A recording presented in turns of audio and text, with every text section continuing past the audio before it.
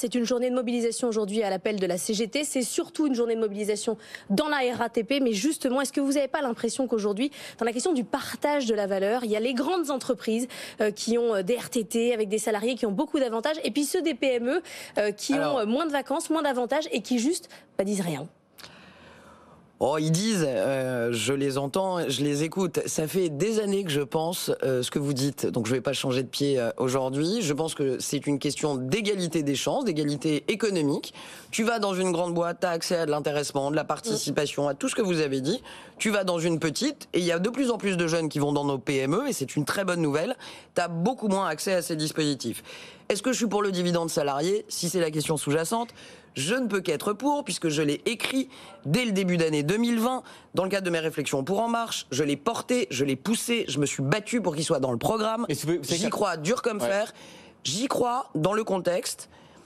Du côté des grandes entreprises, il est possible de le faire rapidement. Je suis aussi ministre des PME.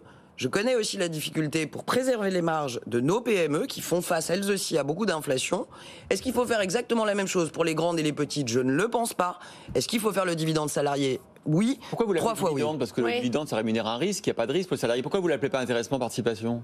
Parce que ça n'est pas de l'intéressement ni de la participation dans mon esprit, et parce que je pense qu'il est important aussi de mettre à mal une certaine démagogie, pour tout vous dire, une forme de moralisation d'un certain nombre de concepts économiques. Le dividende en lui-même n'est ni bien ni mal, le profit en lui-même n'est ni bon ni mauvais. Oui, mais ça, je connais bien l'argumentaire.